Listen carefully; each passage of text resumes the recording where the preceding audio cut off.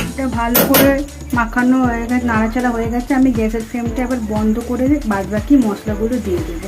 কাশ্মীরি গুঁড়ো লঙ্কাটা এবার আমি এখানে অ্যাড করবো, কালারের জন্য দিচ্ছি।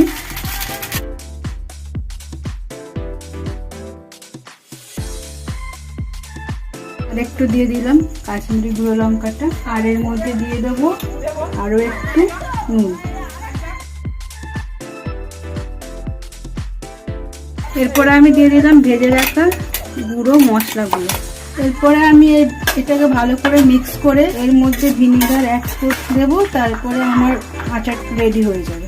বন্ধুরা দেখুন কত সুন্দর কালার এসছে, আর দেখতে কত সুন্দর ভালো হয়েছে। মশলাগুলো বেশ ভালোই পড়েছে।